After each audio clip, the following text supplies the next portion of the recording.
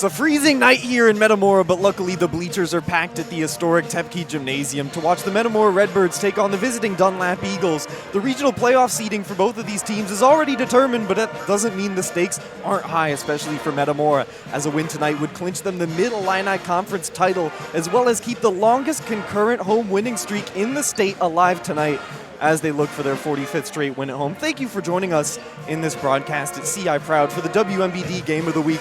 I'm Harvey Newcomb, and joining alongside me is Metamora alumni and newly professional baseball player Ryan Vogel. Welcome to the show, Ryan. Hey, thanks, Harvey. I'm glad to be back. I think the last time I was on was maybe over in Canton in 2022, so I'm happy to be back. Fun game, kind of a weird situation with no playoff implications, but definitely some Mid-Illini implications here. I like how you talked about there was no playoff implications, as again, these teams are actually set to face each other in just 8 days for regionals, so that will definitely be a fun matchup. This game kind of serving as an opportunity for both of these teams to sort of scout out each other's arsenal, although they have already faced each other once this season, so I imagine they've been doing that for months on end. Yeah, it's kind of one of those games where you don't know what you want to show if you're Dunlap. Do you want to come out and try a few things, see what works? You really got nothing to lose in this game especially, but you do want to play spoiler. Dunlap currently sitting at 6th in the Mid-Illini with 5-7 conference record. Metamora 12-1, first in the Mid-Illini, as again they control their own destiny in this one. And if they do lose, it does open up the Mid-Illini for other teams to potentially clinch that conference title. But again, conference title in any given season, regardless of the record, especially with Metamora where they've had a lot of roster turnover, it's a good accomplishment for them and first-year head coach Justin Dem.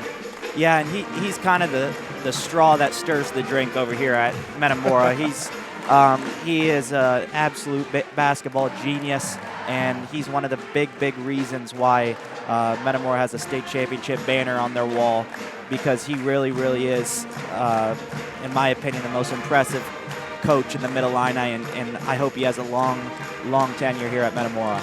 Metamora, the state champions in 2023 for 3A boys basketball, hoping to try and replicate some of that success, but regardless of how this game turns out, they're going to have to get through a tough regional, as they will possibly have the opportunity of facing Morton, obviously, if Metamora beats Dunlap in the regional, and if Morton beats whoever the winner of the first regional game is. So again, a lot has to go correctly for Metamora and Morton to face off, but again, definitely in the back of the minds for these players, but currently they're focusing on the current game at hand, which is Metamora versus Dunlap. Yeah, in that regional, it's one of those things where as a fan, you hate to see something match up that way, and you'd love to see that matchup more of an Elite Eight type matchup, but they're stuck in the same regional, and then on the other side of the sectional is East Peoria and Peoria High, so it is not going to be an easy road, that's for sure. Definitely going to be a fun playoffs if you're a fan of Central Illinois basketball, especially in the Peoria-Bloomington area. We're going to throw it to break real quick, just about 4 minutes of warm-ups remaining, maybe about 5 minutes or so before game time here on CI Proud.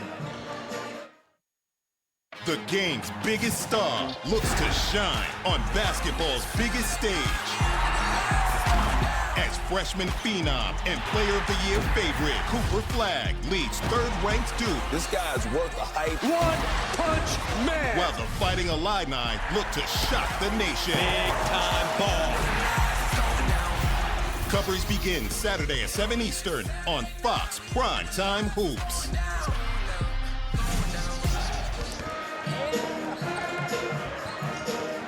We're back after a short break here on CI Proud for the WMBD Game of the Week between Metamora and Dunlap. Both these teams still warming up, but Ryan, what do you want to see from this Metamora squad to start out? They just got to bring it to them. They got to keep up their same physicality that they brought to the table all year. You could just look in warm-ups. We have a little bit of a size advantage. Dunlap has Sutter inside, but Metamora all around is kind of a well-rounded, average about a 6'6" 6'1" lineup and up. And that's kind of how they've played the past 3 years. They're just a tall, lengthy team, and that's why it's hard for teams to run an offense or break the press. It's going to come down to physicality tonight. And Ryan, any team can be tall and lengthy, but Metamora specifically, they're able to find not necessarily diamonds in the rough, but they've had key players contribute for them who you wouldn't otherwise necessarily have expected going into the year. For this season, it's Brady Jones, the 6'5 freshman. Obviously helps to get a starting spot as a freshman when you're 6'5, but it's all of his other abilities, his intangibles, that can't necessarily be taught in 1 year. Obviously, he's one of the best defenders in the Mid-Illini. Again, according to Coach Justin Dem, one of the best defending freshmen ever for Metamora. What does that mean when it comes to stopping an offense like Dunlap, where they're going to have to rely on the outside shot? They're not going to have many opportunities to drive to the basket. Yeah, and Dunlap can play that game. They can go outside. They have good guards, Ryder Renette, Eli Mechanic, who mixes in there. But Metamora defends that well, too. It's just a hard team to pick apart, but teams have done it, that's for sure. And Dunlap played them close last game for about, I would say, 3.5 quarters-ish. Got a little out of hand at the end, but I'd say we're going to be in for one tonight. The previous matchup you're referencing, a Metamora victory 69-52 against Dunlap. That was at Dunlap. This time Metamora with the home court advantage, but really, the score, it is anyone's guess. But again, the atmosphere definitely packed stands. Fans going to be cheering primarily for Metamora, but again, Dunlap really not all that far in the grand scheme of things, I imagine, for one of their final games of the regular season. They're gonna have quite the fan turnout. Metamora, again, their last game of the regular season before playoffs. Dunlap's got one more after this. That's going to be on Friday at Canton. Originally Thursday and then rescheduled. But again, their last game before playoffs. So again, both teams focusing on the present and looking ahead to the future. Definitely a tough task to juggle. Just about 30 seconds left here. Both teams going to their huddles before warm-up, as the starters will be introduced in just a second, as well as the national anthem, which looks like it's going to be sung by a choir of Metamora students. You always love to see that.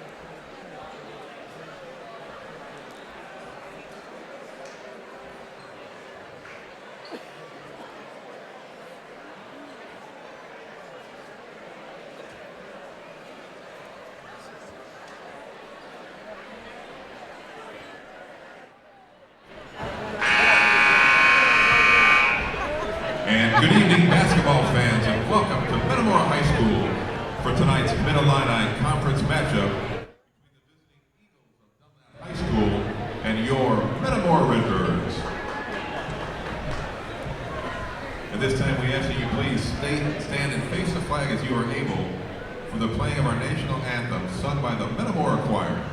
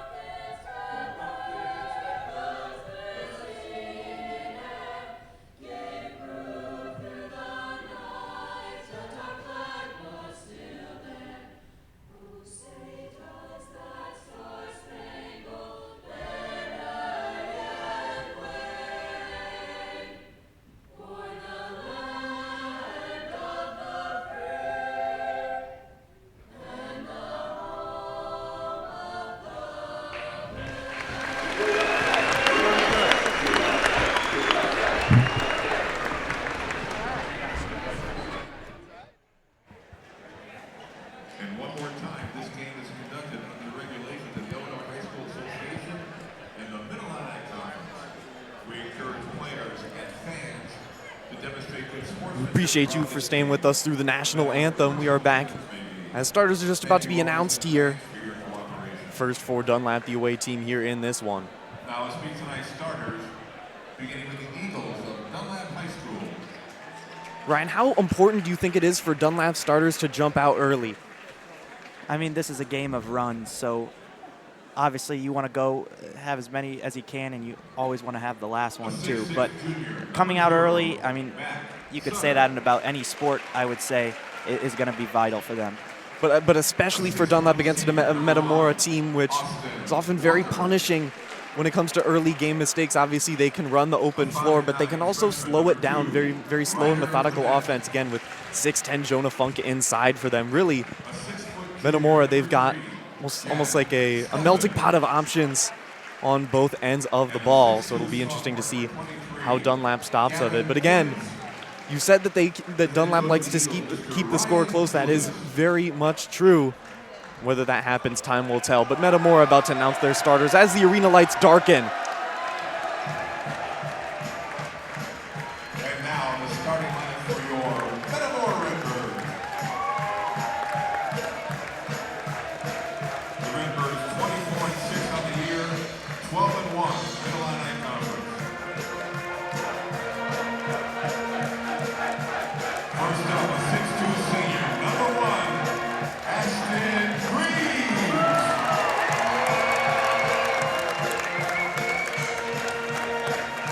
A 6'5" senior, number 5, Matthew Zobrist. A 6'4" senior, number 11, Colin Ravage. A 6'1" senior, number 22, Chad Heston. And a 6' senior, number 24, Jay Walker. And goes together with Mr. Justin Day.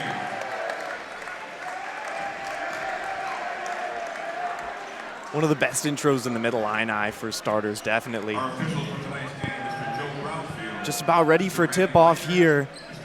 Should definitely be an exciting one, as both teams hoping to get out those early game jitters within the first few minutes, limiting those mental mistakes later on.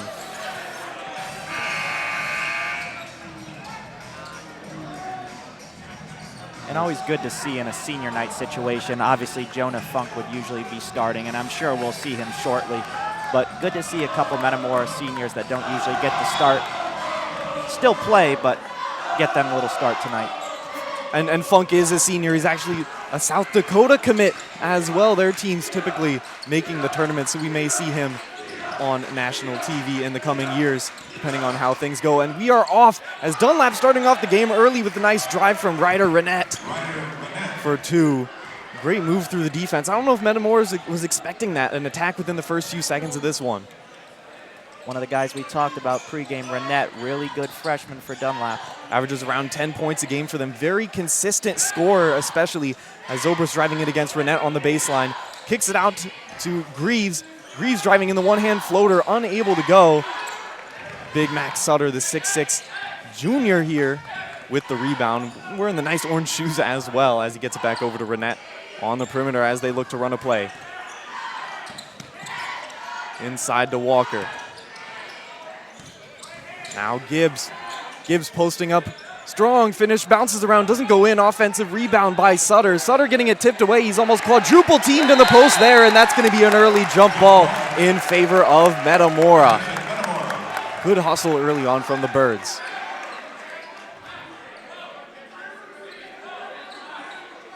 Possession arrow changing very early. So it looks like Dunlap's already going to be employing at least some of a full court press, not necessarily as strong as it likely will be later on in the game, but still just the bodies being there can get into Metamora's heads a little bit. Good pass inside from Greaves to the senior Jake Walker, who's getting the start today, and it's tied all up at 2, but Renette back down the floor, lightning quick speed. Walker driving and has it tipped. That's going to be stolen by Colin Ramage. And the breakaway layup is good by Jack Hessing. Metamora, 2 quick buckets for them off of turnovers. And that's kind of the price you pay when you go full court press. The game gets kind of out of hand a little bit. You start running, you give up some wide open layups. With a team that can break it as well as Metamora, we'll see if they continue with it. They determine that looks like it's going to be a blocking foul on Greaves as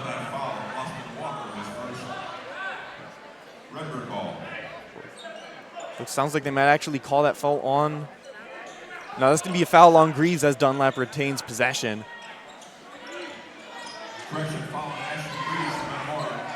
Sutter in the corner, trying to get something going here. Corner three there. Oh, that's going to be way off from Stefan. Easy rebound from Greaves there. And that's going to go into the hands of Matthew Zobrist, the Bradley commit, running the first offensive play of the game for Metamora, as a lot of their other possessions were fast breaks. Greaves trying to play the two-man game with Zobrist, and that's going to be stolen away. It's going to be stolen by Stefan.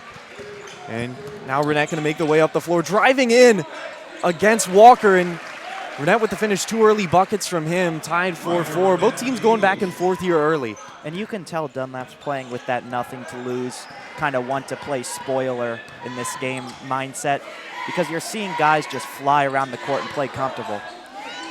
Greaves gets the deep three to go, bounces around and goes in. That's his specialty. If you're Dunlap, you're going to want to watch him from the perimeter, especially when Metamora has momentum, because he will let it fly. He has the shot confidence to do so.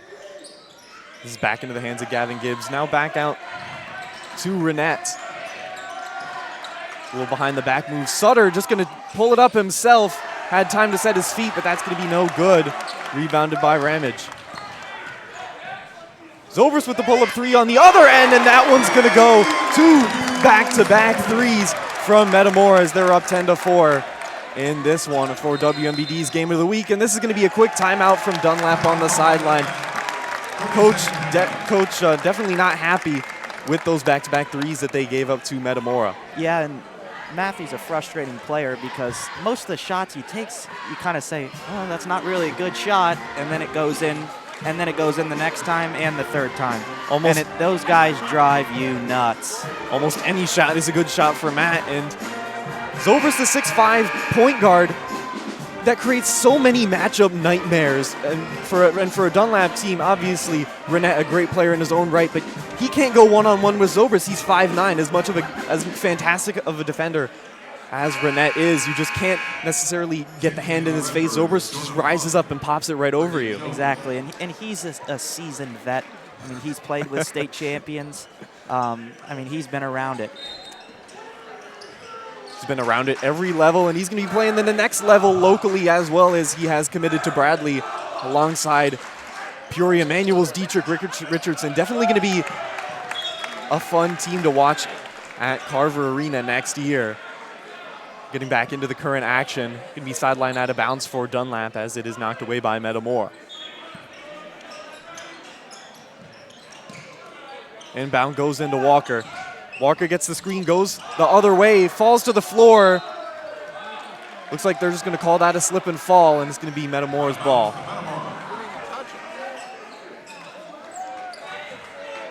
Dunlap looking for a foul there, unable to get one, as Zobrist is going to make his way up the floor. Over to Ramage. He had the open shot there, decides to not shoot it.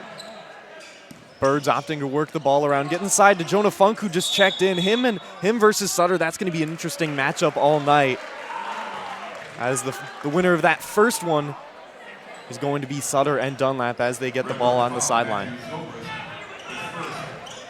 Although the win via a foul from Zobrist. Zobrist has been in foul trouble a couple of times this season, and that sometimes ends up hampering the Redbirds. Lets other teams come back into the game that otherwise shouldn't necessarily be keeping it close. As I say that, that's going to be a deep three from Renette as Dunlap gets it back to within one possession. Definitely something that they wanted coming out of that timeout. Kind of a battle of two freshmen who are not afraid here. Zobrist with the tornado of a shot rolling around the rim before going in. Essentially erasing Renette's last three-pointer there. This is now back to a 13-7 game, back to a 6-point game for the home team here. Stefan thought about that one. Gets inside to Sutter instead, who goes on Funk. Greaves brings the double, and that's going to force a miss off the backboard. And Greaves opting to slow it down a little bit. Using the screen from Zobrist, gets it back out there. Zobrist, another three. I was going to say he was on fire there, but the miss brings him back down to neutral gear. As Renette is going to drive in aggressively, tries to get the acrobatic finish to go around But that's one is going to bounce off the rim. Bit of a tough shot for him there. But again, probably the best possible result as opposed to a block and a long rebound leading to a fast break. Sitting where we are, you kind of get the grasp of how big these guys are. Oh, 1,000%. I'm looking at Jonah Funk especially as the freshman Brady Jones, another big guy himself at just 6'5", although 6'5", definitely one of those heights in basketball where it allows you to do so many things on and off the ball. Renette missing the open three there, but that's going to be a good second chance bucket there from the junior Jack Steffen, as Zobrist kind of calls my bad there on that one as he decides to work it up the floor against Steffen.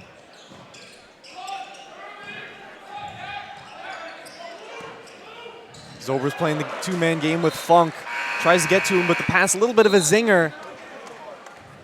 A bit over the 6'10" senior. Pretty difficult to do, but you see some of Zobrist's passes. He puts a lot of mustard on them, but for good reason. Yeah, and you better have your eyes peeled if you're on offense without the ball, and he's got it. He can get it to you at any time. He can get it to anyone. With that said, Dunlap back up with it. This is Walker. The double screen coming up top from Sutter and Renette ultimately doesn't lead to anything.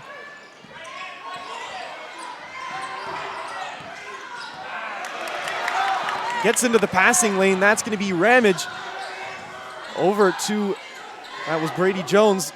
Back out to Zobrist for three. That one isn't going to go. Fight at the rebound. Looks like that might be another jump ball, and yes, it will be. It's going to be possession arrow in favor of Dunlap. So, again, 2 jump balls already in just the first quarter of this game. Both teams willing to play physical.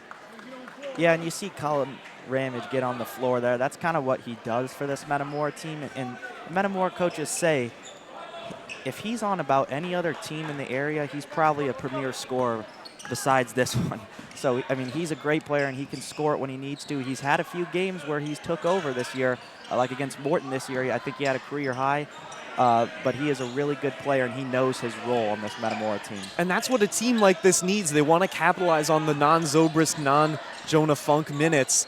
So someone like Ramage can come in, ultimately immediately relieve the scoring duties and kind of be like that instant offense for them. Obviously, this game playing in a starting role as Sutter gets the post shot to go over Funk. Just 35 seconds left or so. I'm thinking Metamora might try and hold this one, but as I say that, it looks like they're going to try and run an offense at breakneck speed as they have been for the majority of this first quarter. Although Walker playing deny ball on Zobrist there. He knows the assignment that he's been put onto. As now it's going to be Greaves looking for the high pick and roll back out to Zobrist. Down to Funk. Funk versus Sutter again. Another one of those matchups. The jump hook turn around, and that's going to be a foul on Sutter. Not necessarily something he needed to do there, but I like the idea. Trying to get the hand in his face rather than trying to go up for the block. Yeah, and possibly bailed him out a little bit as it wasn't the greatest shot from Funk, but we've seen him make those before, however. First free throw for Funk, not going to go. Typically quite a strong free throw shooter.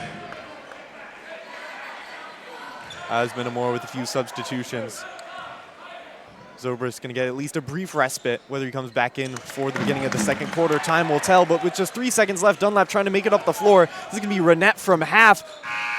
That one is going to be short. That's the end of the first quarter. Metamora 16, Dunlap 11. The Birds with a slight advantage here for WMBD's Game of the Week here on CI Proud. We're going to throw it to a quick break here. We'll see you back for the second quarter. Peoria Academy is offering exciting camp experiences this summer for children ages 5 to 14. Our general camp includes weekly swimming and field trips. 2-week specialized camps focus on athletics, fine arts, and STEAM, featuring basketball, golf, lacrosse, volleyball, culinary arts, and theater, and so much more. Come explore with us at the camps of Peoria Academy. Register at peoriaacademy.org. We are back here on CI Proud for the WMBD Game of the Week This is going to be Dunlap at Metamora, which you are watching right now. It's the start of the second quarter. If you were just tuning in, Metamora up 16-11. Obviously, they got out to an early lead with those two back-to-back three-pointers from Greaves and Zobrist. Zobrist with 2 deep threes already. But again, it's anyone's game. That's how basketball moves. As Metamora is going to get the ball to start the second quarter, as Dunlap did win the tip. Greaves immediately inside to Ramage. Ramage is going to get doubled quickly, so he kicks it back out. Ramage kind of playing the center in this lineup currently, while Funk in the dunker spot. Traveling violation, Metamora. Is going to be a travel on him, however. Got a little bit too excited at the prospect of the open lane, as is going to be Dunlap ball. Renette looking. Finds Jacob Gladstone, senior, his first time entering the game here. Walker, the no-look pass, almost out of bounds, but gets it into Sutter. Sutter with positioning. The up and under hook. Gets it to go. Keeps the game within 3.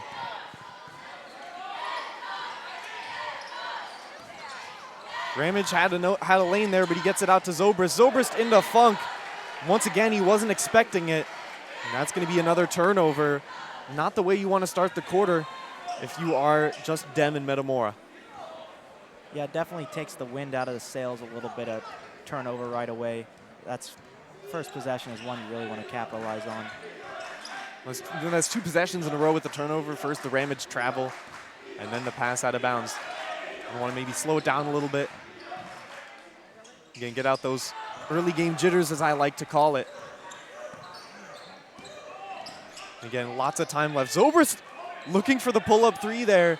Looks like Dunlap has resorted to a zone defense here after man-to-man was not working during the early portion of that first quarter. They get the offensive rebound. This can be Ramage from about the free throw line, a little long, but Funk up there with the rebound. Turnaround hook is going to leave that a little short. You see a little bit of the length from Funk there. Oh my goodness, how do we look like a football receiver in the back of the end zone? He probably could have put that up immediately. Again, I like the idea as he takes that one away from Sutter. It's going to be a little bit of a foul as the 2 tangle there. It's going to be Bird's ball. Stefan checking into the game for Sutter. It's going to be the first iteration of this game of the small ball lineup for Dunlap. Pretty much every player in this lineup currently 6'3" or shorter, with that 6'3" player being Jacob Gladstone, who's going to be tasked with guarding Funk in the dunker spot. And they get it into Funk. He's going to get that over to Zobrist. Zobrist with the nice contested finish gets that one to go. Again, just when it seems like that Dunlap's building up a little bit of momentum, Metamora comes back with a bucket of their own. Yeah, and you see Dunlap making a sub here. You can't keep this lineup in for much longer with Funk in there. It's just too much of a mismatch. That is true, I can tell. Sutter pretty tired on the sideline though, however, sitting next to the coaching staff. That's going to be a foul on Greaves off the shot by Stefan. Stefan wanted a goaltend on Funk, but that was I believe that will be avoided by the shooting foul initially. And you look on the floor in that lineup, the tallest player on the floor is Jonah Funk. The second one's Matthew Zobrist. The third one's Brady Jones. So as you can see, it's maybe not as easy to see on TV, but the height difference in that little lineup there for that just held it to just a possession, but it was massive. And it allows them to play their strengths and other things that you don't necessarily think about immediately about height, like receiving post passes like Funk just did there. The reverse dunk on the baseline. He's going to get that one to go. And that's going to be an and one as well. Again, 2 Eagles in there on the paint against him, but really nothing they could do as he just rises it up and kind of throws the ball down behind his head there. As this is going to be his 3rd free throw attempt of the game already for Funk, as Sutter coming back in immediately after resting for less than 1 minute of basketball game time. He's definitely going to be put through the ringer here today. Funk converts on the three-point play as Metamora has built themselves a 7-point lead. Whether that will hold, we shall see. This is going to be Renette on step back here. Stefan, pump fake, drives in from the left, goes in. A little bit of a scoop shot there, doesn't quite get it to go. As it's going to be Zobrist going off the screen from Funk. Funk, again, not able to hold on to it, but recovered by Jones. Funk inside, that's going to be a dunk. Hangs on the rim for about a half-second extra for good measure. As the senior with another easy bucket. And again, the paint is just Jonah Funk's right now. As Renette unable to get the finish to go on the other end. And the Birds are running.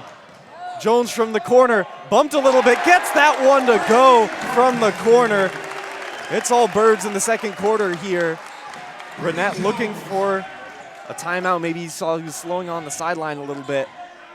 But they're going to keep this one going. If you're Dunlap, you got to do anything in your power to answer right here, because these are the runs that kill you as a team. Definitely is. Sutter's going to have the ball at the top of the key here. Gets it over to Holden Lee. His pass a little bit errant, but Renette able to save that one from going out of bounds. Now Sutter in the post against Funk. Doesn't draw the double, but gets it in. That shot from Gibbs is not going to go. As Metamora with another chance to further build their lead here. As we're just about halfway through the second quarter. That's going to be a little bit of a push. Use of the hand on Lee.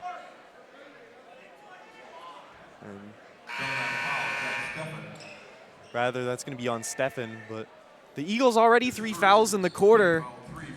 Obviously, the recent-ish change about the fouls and going into the bonus may very well come into play here in this game. Personally, I think that the rule change of the 5 fouls per quarter, it's definitely allowed for the game to be more evenly paced, where the majority of the second and fourth quarter isn't just shooting free throws. I'm a fan as well. Jones is going to be from the other corner. Doesn't get that one to go. And Dunlap running the floor. Gibbs went up for it, thought about it. And that's going to be a foul on the three-point shot, possibly. And that is the possibility for a 4-point play from Eli Mechanicu, the 5'11 sophomore who scored 20 against Limestone in a recent game, 6 made threes as well. That's his bread and butter. I don't think he expected to get fouled on that one, though.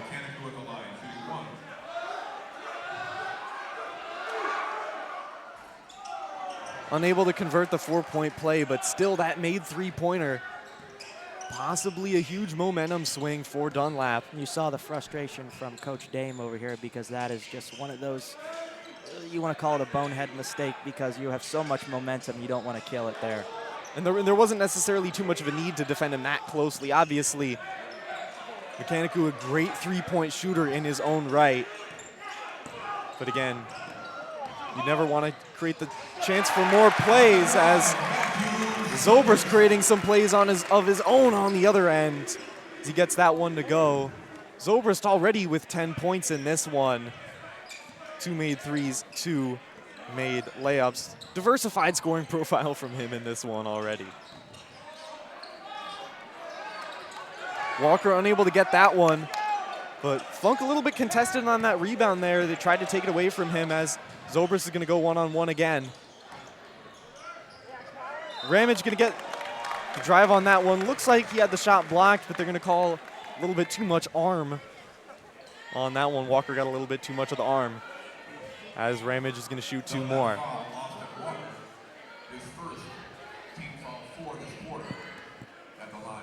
And really, Dunlap, they changed the script of this game within pretty much 1 minute.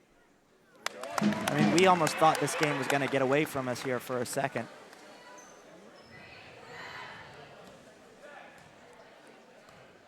Ramage sinks the first free throw, looking to get the second. And he does, perfect from the line there. This is his first points of the game. But again, Ramage, as we've talked about, somebody who's on the intangible side of things, definitely provides more of an impact than just his scoring. As this is going to be Sutter fakes the handoff, but Metamora doesn't bite, as it's going to be Stefan driving. Gets it down to Gavin Gibbs. And he finishes there for the Eagles.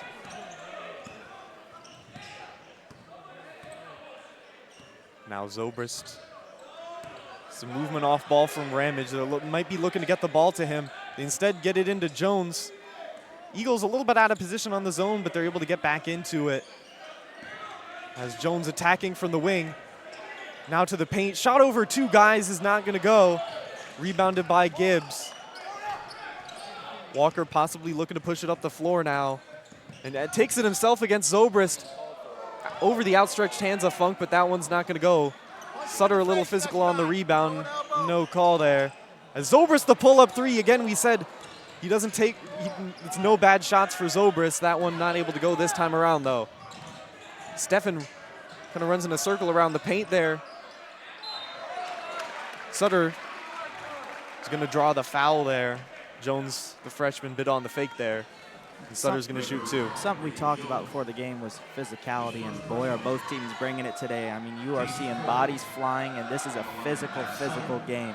1,000%. And I mean, even compared to the first quarter, obviously, there were those 2 jump balls. We have the aforementioned jump balls. However, not as many game stoppages due to kind of like fouls or people poking the ball out of bounds here, but this one a little bit more stop and go ever since that big run from Metamora early on. Sutter's going to make the second free throw from the line there as he cuts down the deficit to 10. As we're just under a minute left on the second quarter, see if the Birds look to push their lead further. This is going to be Jones. Back over to Ramage. Going for the steal is Mechanicu. And it's like that one, he's going to get the steal and draw the foul on Ramage. So the best possible scenario on both ends of the ball there. You see Sutter got a chance to tie his shoes on, barely tie his shoes on the sideline. He's coming back in already. Well, I mean, he's working in the paint. Definitely getting his feet stepped on, possession in and possession out. You see the difference in the bodies between him and Funk, and Sutter is such a football build and Funk is such a basketball build. It's hard to describe to a non-sports person, but it makes sense. I think there was a football player back in the 60s where he was a 6'10" basketball player, but a team signed him just so he could try and block field goals. They later outlawed that rule for good reason, but I imagine Funk would be pretty decent at that. As he's looking for post-up opportunity between him and Sutter with just under 20 seconds left, but Zobrist maybe trying to run an isolation play, maybe get some off-ball movement from Ramage, and he does get it to him. It's going to be into the hands of Hessing over to Jones. Jones over to Hessing, almost intercepted by Renette there, but Metamora definitely going to get the last shot here with just 5 seconds remaining, barring a miracle steal off this inbounds pass. Renette knocked it out of his hands there on complete accident. He kind of had the look on his face saying, like, oh, come on. You see something new almost every broadcast. I'm not sure if I've seen that one. That's Central Illinois basketball for you. As Zobrist is going to get this one with just a few seconds. He's going to be doubled. Try and drive it in. Gets the ball knocked away. Does he get it off in time? He does! And he hits the turnaround jumper going into halftime. What a statement basket for the Birds as they go into half. You think he wanted to be the one to take that shot there? I couldn't tell. Oh, 1,000%. But again, he has all the justification for doing so since that bucket went in. They're gonna rule that bucket good, but that's gonna reflect on the scoreboard here in just a second. 32-22, Metamora with a 10-point lead. Again, big push in the beginning portion of that second quarter to push their lead further. But really, Dunlap, they still have the opportunity to come back into it, as looks like our halftime festivities are about to start in a second. Any quick words on that second quarter? Yeah, like we talked about, that's what that Dunlap team does. They stick in there, they hang around. I mean, just from watching the game, it kind of feels like Metamora's on. We talked about they're pulling away. Well, we looked up right before that final shot. It's an 8-point game. You know, that's nothing. in a game of runs like we talked about. There's a famous saying that goes across all sports: if you let a team hang around, they'll end up beating you. We'll see whether that's the case in the second half. We're going to go to a bit of a break here before some halftime analysis here on the WMBD Game of the Week on CI Proud. Hi, I'm Jim Arnold with Wayne Dalton Sales and Service. Improve the curb appeal of your biggest investment, your home, with a new Wayne Dalton garage door. Or for repairs on your existing door, call us for service even on Saturdays. Wayne Dalton Sales and Service. It's in the name because it's what we do. Need an injury lawyer? Get a fighter. Get a street lawyer like Todd Strong. He's not afraid to get his hands dirty. He'll fight for your rights. Get Todd Strong. He fights like a street lawyer. My name is Todd Strong, and I've been representing injury victims for over 25 years. I have a team of lawyers that also assist me in the handling of our cases that have aggressive passion to represent injury victims and get the best outcome possible. The Bob Grimm way starts with us. The Bob Grimm experience, what I like is that, you put customers first, make sure we meet every expectation and make a long-lasting relationship with them so that, they know that we're here for them and for their friends and family. Don't try to put someone in a car that is not going to work for them. If you don't have what they want, try to get it, the proper vehicle. Again, just treat people the way you'd want to be treated and a fair deal. That's the Bob Grimm. And welcome back inside Tepke Gym, where Metamora leads Dunlap 32-22. Jonathan Michael here inside the booth alongside Ryan Vogel for our halftime show. Ryan, obviously, so glad to have you here in the booth, a great friend of not only myself, but also here at the company. It's always fun here to see you, and obviously I know you are very involved with especially Metamora, but also your family is connected with Dunlap too. Just maybe, tell people what you're up to now after a, very successful and storied baseball career over at Bradley. Yeah, I appreciate you guys having me back. I think we talked about earlier, I think my last game on Clutch Sports was back in 2022 over at Canton versus Morton. Yep, so a classic. That was always a fun game. Like we said, we've been friends for a while. It's been fun to see Clutch Sports grow. I think it started as soon as I got to college with Joey and Larry, and they're on to Larry's, moving up in the Marlins. Is he with the Blue Jays now? He was with the Dunedin Blue Jays, but now he's calling for Southern Illinois women's basketball, so he's all over the place. Well, anyone's going to be lucky to have him. But like I said, it's been fun to see this company grow, but I just finished up played 5 seasons over at Bradley.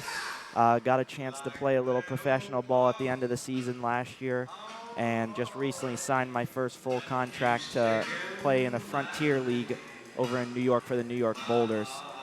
So super excited for that, and then until then, I'm kind of in an odd situation over here. I'm coaching the Metamora sophomore team as well, and then I'm going to have to leave with about 10 games in the season. So I told them that. I said, hey, I'm getting ready for a season too, so there might be some days where I'm just randomly in the practice routine, or I'm taking batting practice or doing something. So it's going to be kind of a weird player-coach dynamic over here, but I think my players will like it. It'll be fun. Most definitely. Well, you said you're doing a little bit of everything. You also mentioned that sometimes you're substituting teaching around here in the area. You're also calling games with us here on CSM. Ryan Vogel is truly a Swiss Army knife. You can really do it all, and glad to have him back in the booth. But Ryan, just talk to me about, again, the big news for you guys, obviously signing that pro contract in the Frontier League. Just tell me what that process was like. I know you were trying so hard to get signed. So many people overlooked you as well. I mean, personally, people that watched you here at Metamora, at Bradley, everyone knew what you could do. Your numbers speak for itself. Just tell me what the process was like, and maybe offer some words of advice for any younger viewers out there, whether they play baseball or basketball, just to keep on going at it, because you're obviously a success story with that. Yeah, and I appreciate the kind words, but so 2023-ish, I had a good season at Bradley. Really didn't expect to come back after this one. Thought I'd hear my name called. Just didn't happen, didn't work out. Came back, played my last season. Didn't hear my name called again, which I really wasn't expecting it after my 5th year. So I had to take a little bit of a different route. It's called Independent League Baseball. Yep, indie ball. So indie ball route, it's a gritty route to say the least. Yep. but I have soaked up every second of it, and I don't regret it at all. It's an easy way to put it. The MLB kind of owns these partner leagues. Yep. And so you kind of play in those and try to get a chance to get picked up by a big league team. So that's kind of what I'm playing for. It's with the draft shortening down to about 20 rounds now. That's half of what it used to be. Under half. Half about what it used to be. So I mean, the players you see now in indie ball, it's like, oh my goodness. There's some ballers. How are some of these guys not getting signed? But I'm going to play, this season. I've just kind of been in the mode where I just put my head down. That's kind of my advice, I guess. I just put my head down and I don't complain. And I just kind of soak it in where I'm at.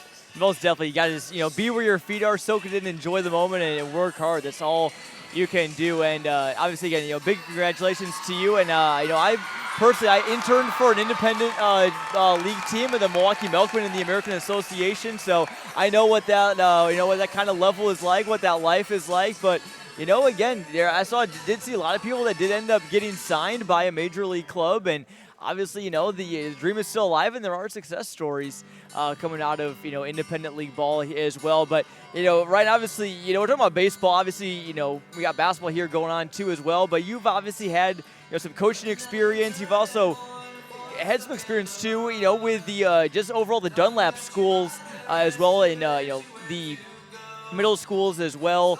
Baseball, basketball. You and your dad coach kind of over there too. So you obviously know both of these schools programs pretty well, both baseball and basketball. Yeah, and actually I think my dad's here, so I don't think he's listening, but he's been the coach over at Dunlap Valley since the school opened, and I think we're coming up on maybe 16, 17 years of it being open. He's the only baseball coach in the history of the school, so he's had a bunch of these guys.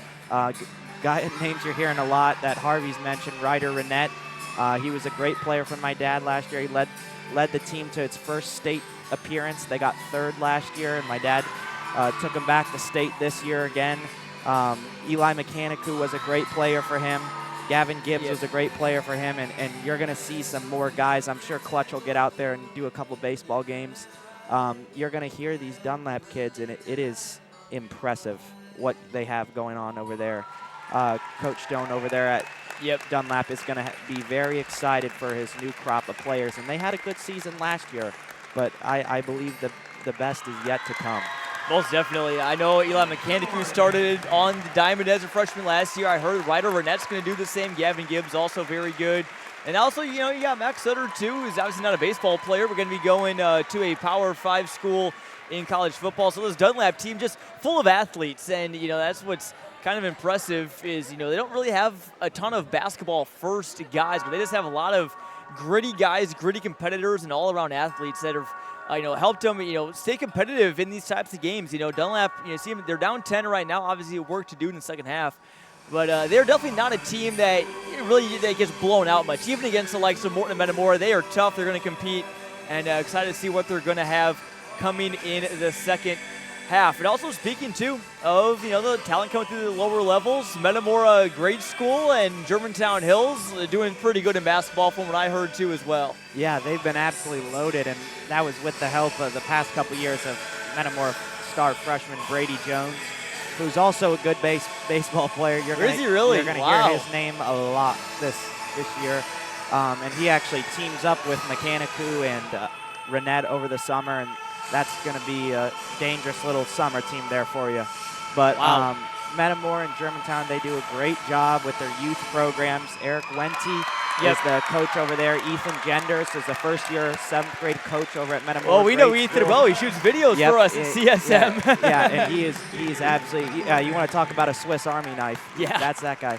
And Russ Gary over at Germantown, he's been there he coached me when I was there. Those guys have been doing a great job developing youth basketball players, and I'll just say the players don't just magically turn good once they step in here. Well, maybe some of them do, but sure. They are getting, well taught in our youth programs. Most definitely. Well, as we saw a great dance performance from And the Redbirds cheerleading and dance teams here at halftime. Again, you come for that, maybe stay for the chit-chat between here and Ryan Vogel. Ryan, always so good to talk with you. At halftime of Dunlap and Metamora, a preview of both teams' regional semifinal is going to happen 1 week from today. Playoffs right around the corner, but the Redbirds trying to win a Mid-Illini Conference title outright on their home floor and extend their record-winning streak here to 45 in Tepke Gym. Glad you're with us here and sticking with us through halftime here in our WMBD Game of the Week, powered by Clutch Sports Media. Send it back to Harvey Newcomb and Ryan Vogel after the break, alongside our rest of our crew, myself and Mark Wagner. We'll be right back after these messages.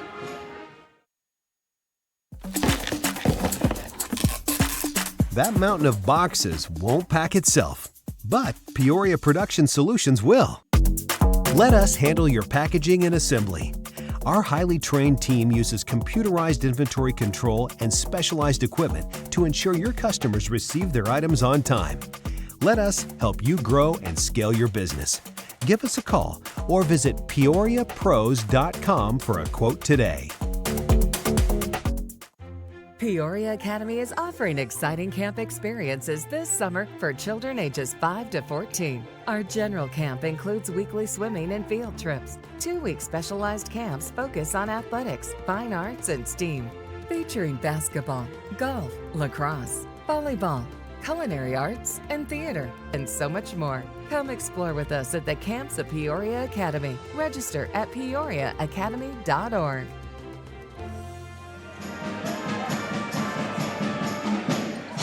We are back for the WMBD Game of the Week on Central Illinois Proud now. We just did a deep dive on everything Ryan Vogel, but if you want to take a deeper dive into the stories you care about, then you should check out CSM Overtime. Get features, breaking news, and nightly roundups of area scores. Currently, we have another one of our Clutch Sports media brass, Owen, covering the Dunlap girls playoff game. All of that coverage is going to be on Overtime as well. The current score of that one, Dunlap 11, Richwoods 6. So best of luck to both teams in that one. Again, visit clutchsportsil.com/overtime to take your fandom to the next level. So again, getting back into kind of, I guess, a preview of the second half, Ryan, what do both teams need to do on both sides of the ball to ensure either Metamora holding their lead or Dunlap coming back to win? Well, for Dunlap, you saw it right away. Renette came out and was not scared at all, and I think he's going to be their key to the second half. Right away, you saw him go right in on Funk, anyone, took it right to the hole, played very confident. I mean, their whole team was oozing confidence for the first 3 minutes of the game. I want to see that come out again and give Metamora a little more of a test. And for Metamora, I mean, they're the ones getting the loose balls. They're physical. Jonah Funk's been fantastic, and Matthew Zobrist has just been Matthew Zobrist. So, I mean, I'd love to see a great game. We definitely do here at CI Central Illinois Proud as well. Metamora wanting to try and cut down on those turnovers. Dunlap looking to stay aggressive and not settle for as many jumpers. Let's take a look at the rest of the Mid-Illini in general. Obviously, a game between two Mid-Illini teams. Metamora, they control their own destiny of the Mid-Illini Conference. If they win this one, they automatically clinch the conference. But if Dunlap plays spoiler, Morton a chance to steal it with a victory of their own, as Morton would win the tiebreaker with the games that both of those teams played earlier on this year as well. East Peoria comfortably in third. The late season surge from them, quite impressive, and congratulations to them as well. Limestone and Washington, even conference records. Dunlap looking to get back up there as well. Pekin and Canton looking towards playing playoff spoiler as well. But getting back into the action, this half just about to end here. The leading score from the first half from both teams, obviously Matthew Zobrist, we've talked about him all half. He's got 12 points, the clean 12 points as well. It's all on buckets. Obviously, you love free throws because they're efficient, but he's hit 2 threes and 3 two-point shots. The last of the 2-point shots being that buzzer beater to end the half. Great heroics from him. And he has been fantastic. And we're kind of we've been blessed as fans to watch the guards of the Mid-Illini here. You have Cole Dubois down in East Peoria, Renette, and a couple other guys for Dunlap. You have Matthew over here. You have, Morton's Trip Rue guard. It's kind of flooded with good guards, and it makes for a fun season. You definitely have fantastic guards in the Mid-Illini, but you can argue that some teams they're playing a little positionless, if that makes sense. As Zobrist, in a normal world, he might play a forward, but obviously his great ball handling and shot creation and play on the ball and off the ball. He's going to be one of this team's lead ball handlers. And obviously, Ashton Greaves, the 5'10 sophomore, fantastic player in his own right. He can handle the ball well, but he's almost in that Curry role where he's going off the screens looking for those deep shots. As Dunlap, they started off the game strong. They're starting off the second half strong as well with a quick bucket there. A little bit of deja vu here at the Tepke Gymnasium. As Metamora, they're going to break the full court press. Zobrist going to get it to Funk. Funk almost gets jumped on by Stefan. That foul is going to be on the floor, so no free throws for him. And Metamora just does such a good job about spreading out the floor. You saw Matthew bring Sutter to the other side, and it just opens up Funk, and there's not really anyone else to stop him. They spread the floor, but that they also don't go too far away. You still want to have almost like those achievable passes when you're trying to break the full court press. But Dunlap on the fast break. Gibbs not necessarily looking at that three right now. Instead, it's going to be Sutter going to the post and instead going one-on-one with Funk. Funk blocks it, and that careens off the backboard. Great awareness and heads up from him, anticipating that reverse layup there. As Metamora going to look to capitalize on offense. Greaves thought about that one as well. And now it's back to Funk. Funk looking to answer on the other end. The jump hook, and it's like he's going to take a little bit of a shot to the face there. Obviously not intentional from Sutter there, but again, he's just doing anything he can to try and neutralize Funk, to try and get him outside of 8 feet. And even then, Funk can still hit those turnaround jumpers. And that's going to be Sutter's third here. And he's kind of keeping Dunlap in the game here, so look for Metamora to go right at Sutter. Only other time Sutter's rested in this game was about a minute or so in the middle of that second quarter, and what ensued was a Metamora run where I believe it was a Funk bucket and a Zobrist bucket, both on the inside there, and then Sutter immediately coming back in. This Eagles team in general, their work cut out for them as Walker takes the ball up the floor and Funk able to convert there. Renette going to go one-on-one against Greaves. Tries to drive in, but Funk is going to go over and provide the help for the block there. Offensive rebound and second chance bucket, no good. The touch pass to Zobrist there almost went out of bounds there. That's going to be tipped by Renette. Metamora going to keep possession of this one. I think Zobrist and Funk were trying to cook something up there. A little laughing afterwards. Can't disagree there.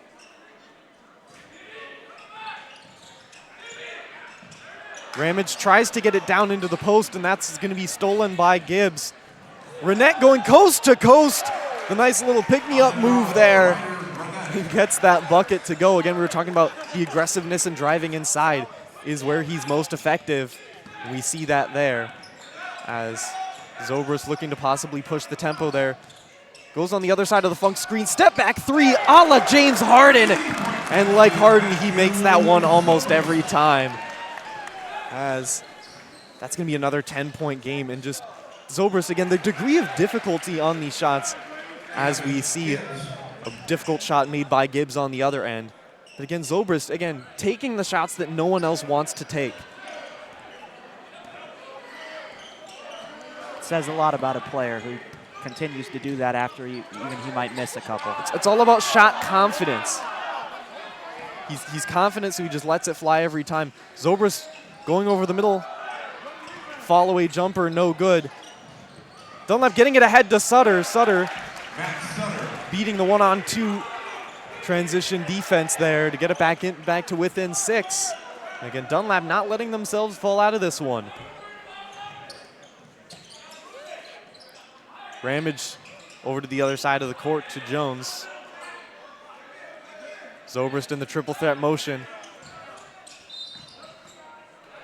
They're going to call a foul there. Stefan A little bit too aggressive with the hands there. But again, can you really blame him?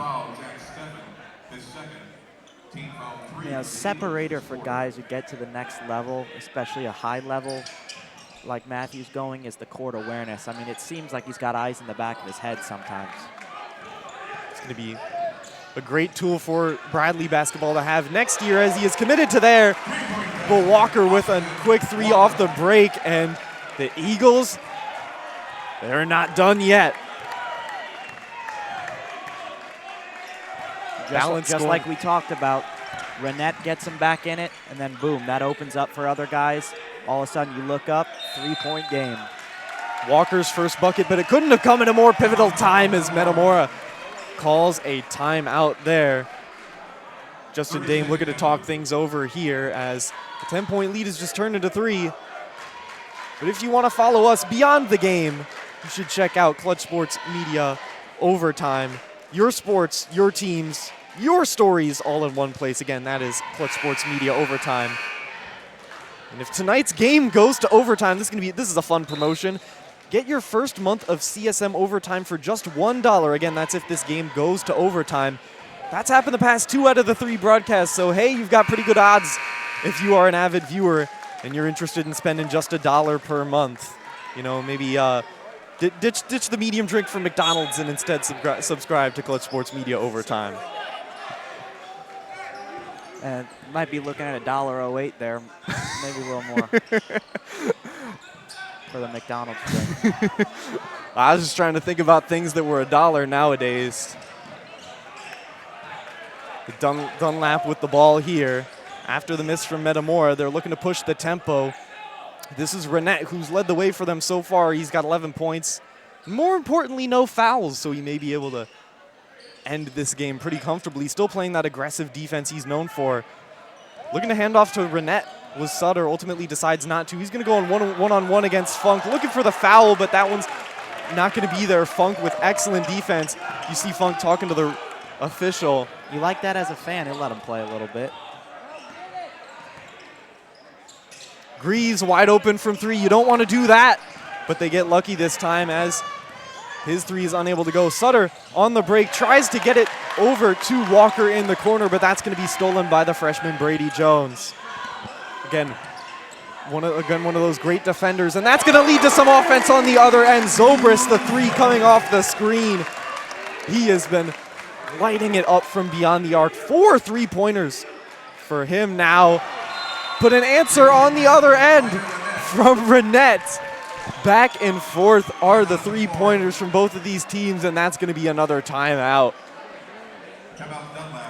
And whether you're attending this game in person or watching from home, preferably on CI Proud for the WMBD Game of the Week, you're definitely entertained. And Renette, Zobrist, everyone's feeling themselves right now. And I get a chance to coach Renette on Sundays. I help out with he's a great baseball player. And he is just cool as a cucumber at all times. I mean, it doesn't surprise me. I haven't gotten a chance to watch him that much on the basketball court, but there's no shocks here. He is a great player, and it's sometimes hard to forget that these guys are freshmen, especially him and Brady Jones. Oh, my goodness. And then you go over to East Peoria. You got Cole Dubois and Quentin Kitt, only sophomores. Those guys are 1,000-point scorers already, Quentin Kitt and Cole Dubois. And you go, oh, they're sophomores. 1,000-point scorers. A lot of times it takes good players, even at the collegiate level, 4 years to achieve that 1,000-point level. And you think about this. Matthew Zobrist has been helping out the Metamora varsity for 4 years, and he got 1,000 points this year, and he's one of the better players in Metamora history. And you go down to East Peoria, and you got 2,000-point guys as sophomores, so that's just impressive. It's almost like a young player renaissance in the Mid-Illini here. A lot of young players from schools being contributors as they find Zobrist in the post. And we're not sure what that call is on the floor. A little delay of game warning. Delay of game warning, Metamora. They're going to call that on Metamora and make sure to give them the ball after plays like that. But again, Zobrist able to get those quick buckets when you don't necessarily expect, as Sutter's going to have the ball on the perimeter here, looking to pass. Gibbs driving in against Jones. Not an easy task, but he makes it look easy as he gets the finish to go off the backboard, and it's back to a 3-point game.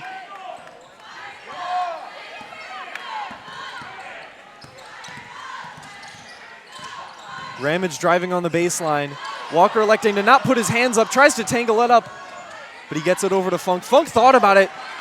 Sutter trying to knock the ball away from him, and that's gonna be a timeout from Coach Dame, as he did not want his big to be kind of caught up on the corner there. I think a good strategic timeout. Obviously, you might want to be a little bit concerned if you're the Metamora Brasses. You've already called, I believe, 3 timeouts just in this quarter. Want to kind of save some for later on in the game, but they did save their timeouts in those first 2 quarters. The Birds not taking any. This is exactly what the doctor ordered for Dunlap. I mean, this is what carefree basketball looks like, and I'm sure there's some Dunlap fans been, oh, where has this been all season? But there's no implications for this game. They're just going out and playing basketball because it really doesn't matter. It's not going to affect their standings, their playoff implications. And I think that's a lesson that Coach Julius is going to take to next week when they play in the playoffs. Definitely, as these 2 teams do face one another. Should be a definitely exciting matchup. These fans going to be very familiar with each other, as this will be at least a somewhat rare occurrence of 2 teams, albeit being in the same conference, facing off 3 times in just one season.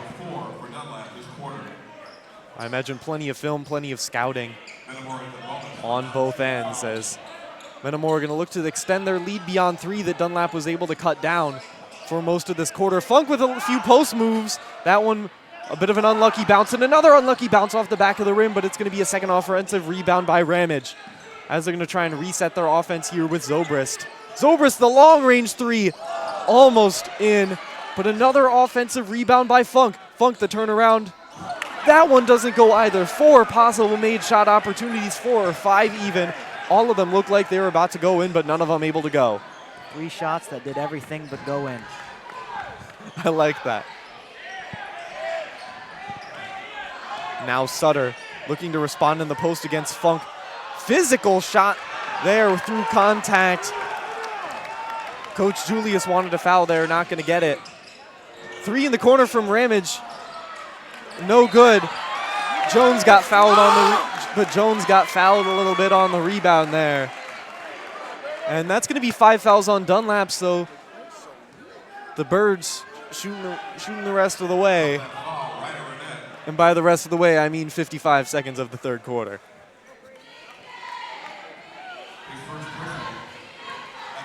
But again, still, regardless of, even if you only have a minute that you're in the bonus, you'd rather be in the bonus than not be in the bonus with a minute left. It allows you to be a little bit creative on the offensive end as well. Jones off on the first one, however. Not able to convert on either. Lid on the basket stays on for Metamora, as Funk pokes the ball away from Renette. But that's going to stay Eagles' ball. As the Eagles, now they have a decision to make. Do you want to hold it for 46 and opt to either tie or get it to within 1, or do you want to go 2 for 1? Based on the pace of play, it looks like they want to go 2 for 1. But Renette unable to get the drive there. Funk able to intercept that entry pass from Mechanicu, as now Metamora has a decision to make on what they want to do with their offense in the final 30 or so odd seconds. And they're going to have the ball in the hands of Ramage. Walker going up, trying to force the 5-second. Inside to Greaves. Greaves deciding to not shoot it, which means that they are going to hold for the final shot, looking to make this a 2-possession game. This is where Metamora kills teams. They have these end of the quarter sets that they run, and perfectly timed. Zobrist, the step back, took the hesitation and gets it in. Another last-second shot to end the quarter in back-to-back quarters. And ladies and gentlemen, that could have huge implications on the end of this game, as 3 points could make all the difference. And again, a shot with just such a high degree of difficulty. I can't believe it. And it's going to be Metamora ball coming out too. We're going to go to a quick break here before the fourth quarter. An exciting third one here as Metamora brings a 6-point lead into the break. Sam Lehman Morton, the #1 Ram truck dealer in Illinois and the largest Ram dealer in the Midwest. It's our annual President's Day sales event. This month, take 20% off all remaining 2024 Jeep Wranglers, or save over $16,000 on a 2025 Ram 1500 Bighorn when financing through Stellantis. Plus, enjoy a new Jeep Grand Cherokee for only $35,000. Don't miss the President's Day sales event at Sam Lehman Morton, where we do the deals no one else will. Hi, I'm Jim Arnold with Wayne Dalton Sales and Service. Improve the curb appeal of your biggest investment, your home, with a new Wayne Dalton garage door. Or for repairs on your existing door, call us for service even on Saturdays. Wayne Dalton Sales and Service. It's in the name because it's what we do. This game has overtime potential, but if you want to get all your Central Illinois coverage outside of these broadcasts, you should check out Clutch Sports Media Overtime. Scan the QR code or visit clutchsportsil.com/overtime as we immediately get back into the action in an early timeout from Metamora, as it looks like they were unable to get the ball over the timeline with about 1 second remaining on their 10 seconds allotted. Got caught a little off guard, I think, by the pressure applied by Dunlap. And again, that's the Eagles' brand of basketball, coming out strong every single quarter. It's almost like the inverse of Metamora. They come out strong to end the quarter, but then the Eagles immediately responding with that fast start. Even when they don't have the ball, they're still able to make that impact. And that could lead to less points from Metamora down the line, as if you're Coach Dame, you're going to want to be looking at the amount of timeouts you have left and be a little bit wary about using them. But again, that was necessary because that prevents a turnover. Yeah, and talk a little bit about Dunlap. Kind of a good time to be finding yourself here right before the playoffs. Gain a little momentum, even if that might not end in the win column. Just already through the first 3 quarters, a lot of positives for Dunlap. You see it across all sports, especially in Illinois. The teams that carry the momentum going into the playoffs are often the ones that do well. We look at teams like the Dunlaps, like the East Peorias, who have the potential to do some damage. As Zobrist looking to do more damage than the 23 points he's already caused in the box score, as he has more than more than half of Metamora's point total. And that's going to be a foul off the ball on Stefan, and Stefan's going to want to be, it's going to be foul number 3 on him. Feels like he's been playing physical all game, so to only have 3 fouls might honestly be a blessing for him. As Zobrist going to go one-on-one with Stefan, possibly looking to draw the foul. Shot unable to go, but it's going to stay Metamora ball. I guess a pseudo second chance bucket potential, if you will. Has Funk standing in the corner, whether he cuts to the basket or not. He is going to cut, look to get. He's actually going to bring it back to Zobrist. Zobrist, another one of those fall-away threes, that one unable to go. As Renette looking to push the tempo once more, looking to add on to his 14 points. Gibbs looking to get that one out. Walker, the nice crossover jumper off the dribble, no good. Sutter on the rebound. I mean, that's a lot of contact in there. Hard to believe there wasn't a foul called there. Not sure the angle that we had there on that, but Sutter definitely did have to try and shoot that one through contact there, as he's going to get a chance to redeem himself, but ultimately decides to hand it off to Renette.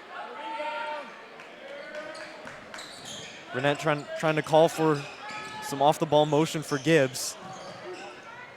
Tries to pass that one over, but a little bit of a miscommunication there. Not something you want in the fourth quarter.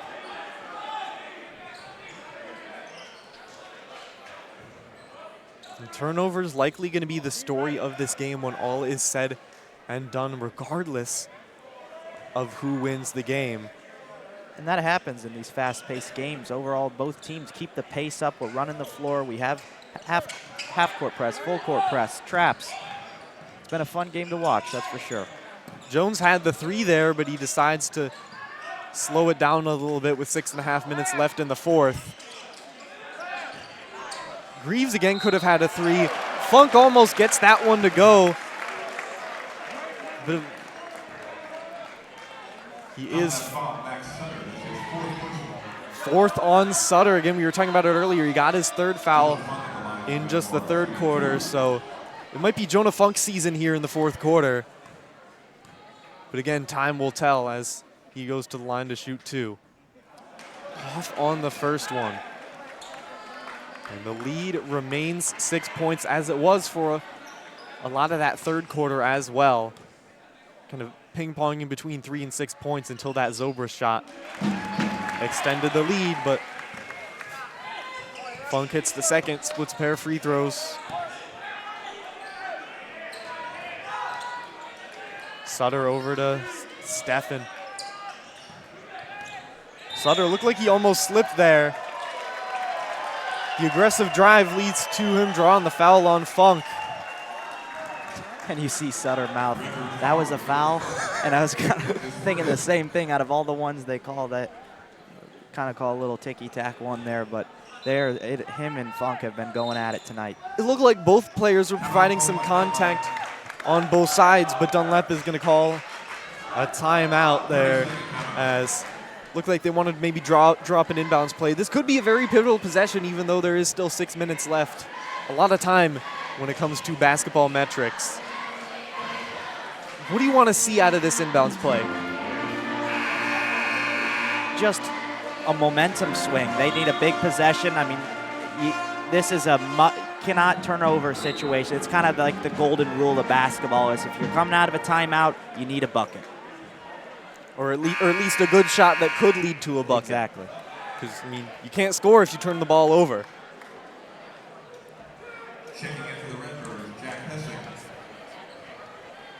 If you're just tuning into this one, Metamora with a lead against Dunlap, 45-38. But the Eagles looking to make a comeback. They've been pushing for the entirety of the game. I'm Harvey Newcomb, alongside me, Ryan Vogel. Thanks for tuning in either for the majority of this game or if you're just tuning in. We still love you regardless, as Gibbs is going to get that one inside. Nice little backdoor cut.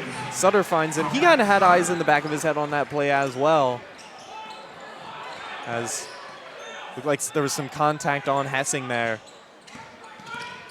They are going to let him play. Ramage over to Funk.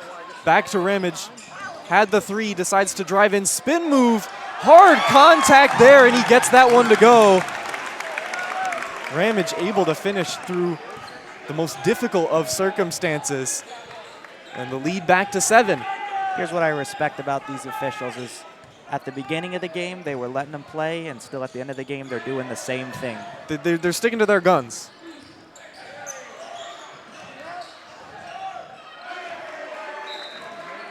That one going to get tipped out of bounds in favor of Dunlap.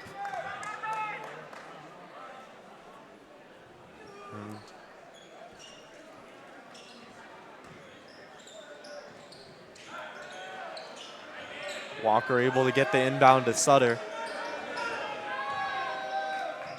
Sutter over to Steffen. Steffen driving in against Jones. He's been successful doing that today. And there he is as well. It's just a 5-point game. Steffen, his third bucket of the night as well. Zobrist using the screen from Ramage to get some separation. Alley-oop reverse to Funk. I was going to say that could be the play of the night, but we got quite a few contenders. That one definitely being one of them. Funk playing above the rim and below the rim in this one, as he, however, doesn't manage to stop the shot on the other end from Renette. Again, Dunlap able to almost erase any Metamora bucket that they've been able to get so far in this quarter. Zobrist able to get past the defense, however, coast-to-coast finish goes. Great use of the backboard there, as we got a fast-paced game even in the fourth quarter. Walker attempting to respond with the three, but the rebound goes through Funk's hands and into the hands of Ryder Renette, who's a full foot shorter than Jonah Funk. Look at him mixing it up in there. Blocked by Ramage. Great defense on that one with the heads-up play. As now they look to capitalize on the other end. Zobrist left that one a little short there. As Renette, the behind-the-back move on the coast-to-coast, unable to get that one. Two Eagles jump up for the rebound, and Gibbs is able to get that one in the second chance bucket. Dunlap benefiting from the fast tempo of play here. I mean, Renette is the energizer here. I mean, he is setting the tone for this game. And even though he did miss that shot, guess what? He had teammates ready to back him up on that one. You had Stefan crashing. You had Gibbs crashing. You had Sutter. All of them are crashing the boards despite their relative height disadvantage. And This is a scrappy team. Yeah, not a terrible foul there either. You got a couple fouls to give anyways, but slow the game down for a second. Give yourself a chance to breathe. They just ran up and down the court about, seemed like, for 10 straight minutes. Running up and down the court for 10 straight minutes, but there's still 3 remaining. As this game, it's almost feels like it's been fast-paced and slow-paced at the same time, where you kind of look up and it's already the 4th quarter, and it's still a close game with some overtime potential here. As Zobrist's going to use the screen, but he's doubled, throws it behind his head. That one's going to be almost intercepted by Sutter, but he's unable to corral it. And that's going to stay Bird's ball, and Ryan, he really wanted that one. Yeah, I think he was sniffing out a dunk there. Zobrist almost learned his lesson, but they're going to try and double him in the backcourt as he gets it forward. Open under the bucket is Jack Hessing. Sutter bit on the fake there, and Hessing uses it to capitalize back to a 7-point game. And for Metamora, Walker and Hessing, that's what they do. They just plug in those spots here and there. You forget about your guy because you're paying attention to Zobrist and Funk. Oops, wide open basket. Any one of these players who are on the floor currently can score, as Sutter, unable to get it, gets it back. Another offensive rebound. That's Renette in the corner, finally gets one to go. And this is a 4-point game, and these offensive rebounds so pivotal. As Metamora going to look to answer. Zobrist doubled in the backcourt, a lot of contact. And that's going to be foul number 4 on the junior Jack Steffen.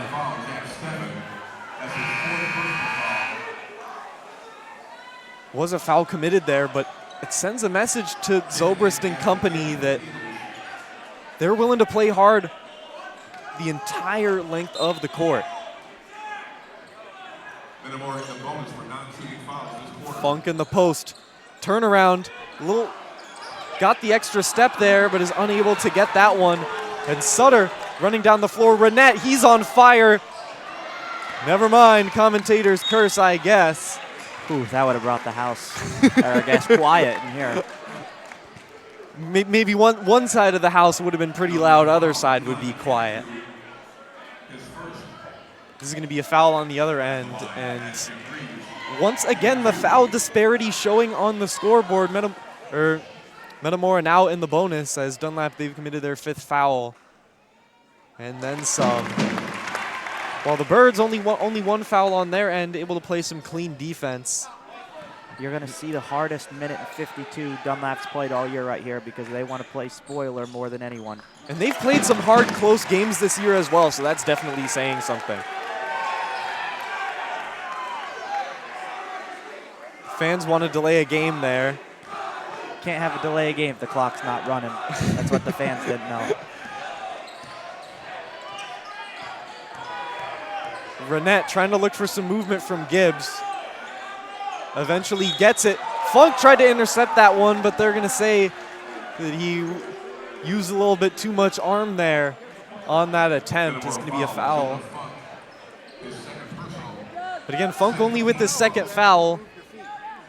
Typically someone of his stature, you're worried that he's not able to stay on the floor late in the game due to foul trouble. But there he is comfortably sitting and able to defend. He's more of a coordinated big guy. You see some of these big high school bodies can't really control themselves yet. I wouldn't say he really falls in that category. He's comfortable in his frame. That's what we can say. He's comfortable. Another foul, not on Funk. This time it's going to be on Ashton Greaves. who, apart from the earlier portion of this game, has been pretty quiet on the offensive end. But again, he's been a plug and play, especially when it comes to defending these Dunlap guards in Walker and Renette. He's going to be my pick to click on a big three here late. Sutter, great move on the baseline to get that one to go. Really nothing you can do if you're the Birds there, as it's a 4-point game with just under a minute to go. And the intentional fouls may start to come in, but before that, there's an emphatic dunk from Funk, as that might be his third or fourth of this game, but they don't get any less special, as Renette, the bank open in Metamora tonight for him, as he gets one to go immediately. No time for the audience to savor Funk's slam there, as it's now a one-possession game. It's a game of math here. You can make it two on the one end if you're Metamora, but on the other end, you have Renette, who's now crossed the 20-point mark with 22 points. And on the season, he averages around 10, so not necessarily a breakout game from him, but again, someone who you know that he can light it up on any given circumstance, but tonight especially. And Dunlap really hasn't had that, confidence, presence at all this year. They haven't had one guy who's been like, man, if he takes over, this game's over, until about right now. Renette is taking this game over. He is impressing a lot of people right now, and it's just another one of those times where you look at the program and you realize that he's only a freshman, and he is oozing confidence right now, and it has been fun to watch. I definitely agree. And if you want to read more about the players that you're watching right now, you want to go subscribe to Clutch Sports Media Overtime. And again, a reminder of our promotion for those of you who may have just tuned in the fourth quarter. If this game goes to overtime, you've got a special deal of just $1 a month. Personally, one of the best deals out there right now. First month is just $1 here, as we get right back into the action with Zobrist. Gets it over to Ramage, who they've kept in late game for this reason. That's going to be a bit of a tie-up, and instead of a jump ball, they're going to call a foul, but it looks like Dunlap actually took the timeout beforehand, so the possession arrow going to stay in favor. I think Metamora got that timeout. Metamora got the timeout off. Metamora has one timeout remaining. Just one timeout remaining for the Birds. Same on the other side as well.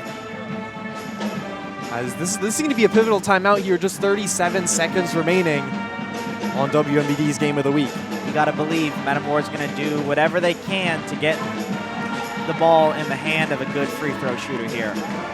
So you're looking to get it to Zobrist. I was going to say you're looking at a certain... You probably have a couple options. Metamora hasn't been great on free throws, little uncharacteristic today.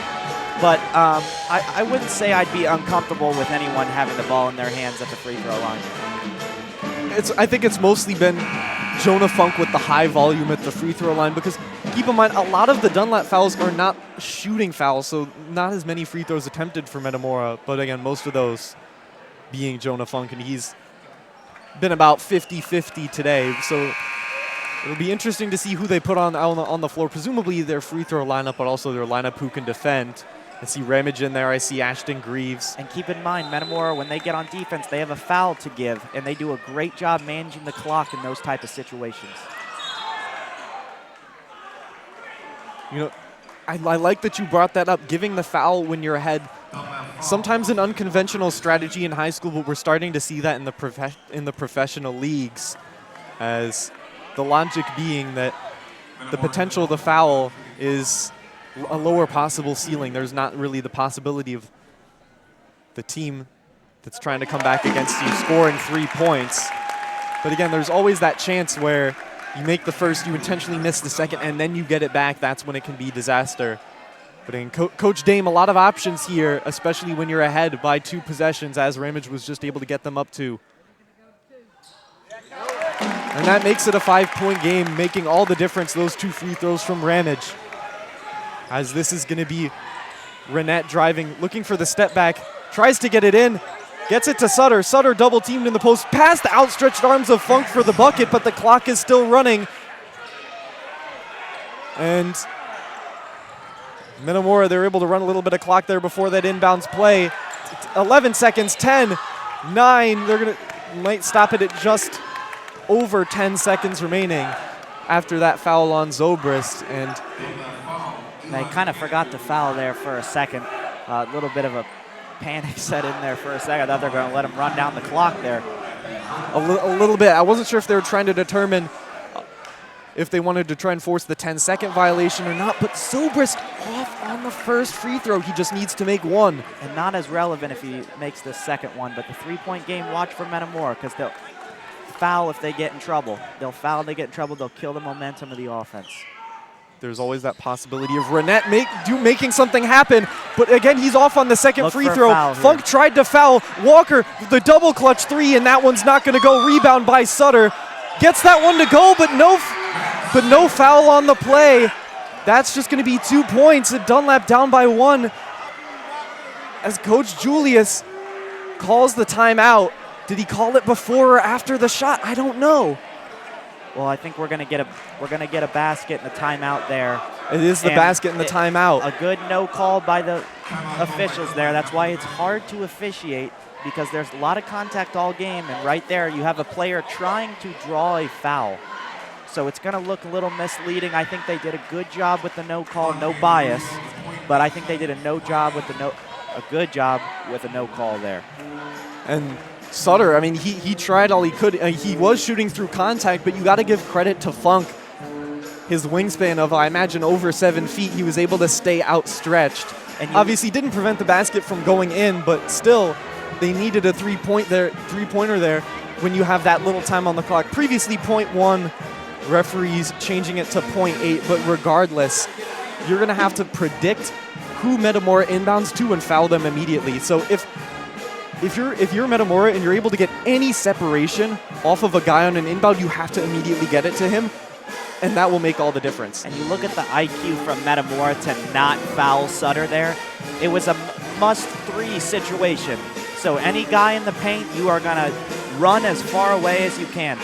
Here, I'd probably imagine if they can't get it in close, you throw it down to the other side of the court and you just let someone tip it. Worst case scenario, you have a 3/4 court Dunlap shot.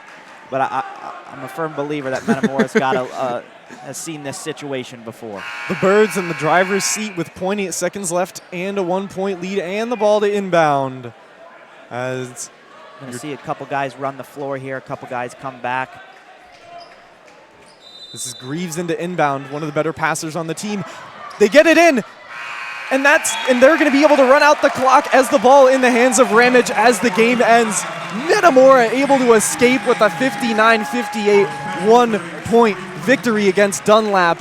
Again, give all the credit to the Eagles. They did everything they could, but 1 point, just one free throw, the difference maker between a win and either a loss or an overtime as both teams go to shake hands here.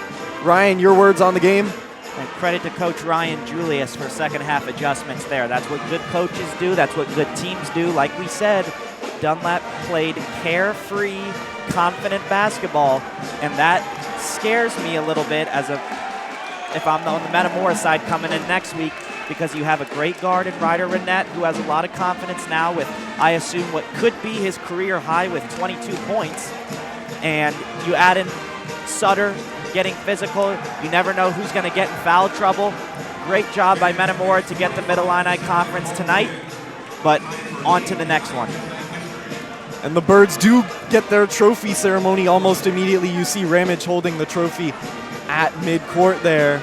They control their own destiny, and they use that destiny to clinch a conference title. And these teams are going to be very familiar with each other again as they face off in the regional semis. And Metamora keeping their streak alive at home. Does that push it to 40? They're going to say it. Receiving tonight the Mid-Illini Trophy. Congratulations, our 24-25 varsity team. This would be their 8th conference title, but that is going to do it here for...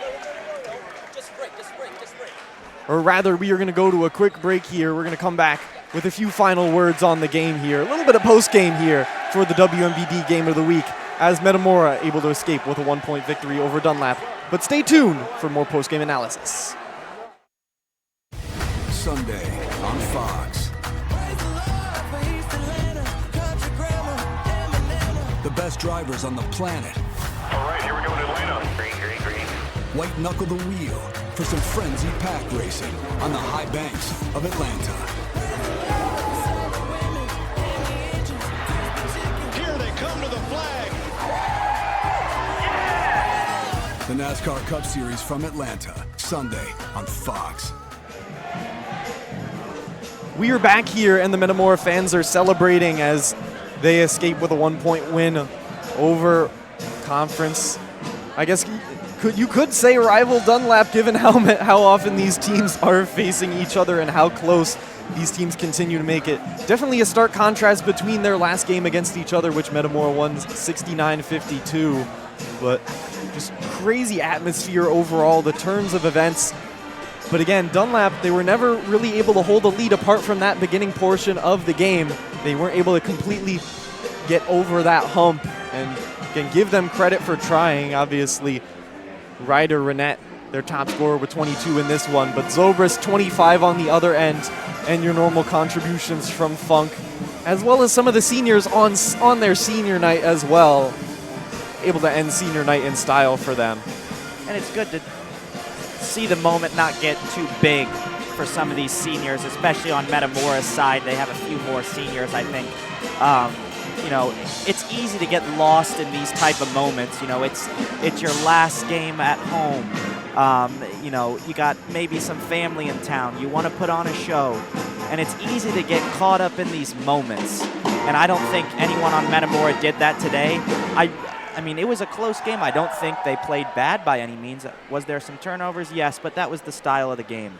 So great job by Metamora here tonight, and a really, really promising game for Dunlap going into next week. This was an absolutely exciting preview of what's to come, hopefully, in the regional semifinals.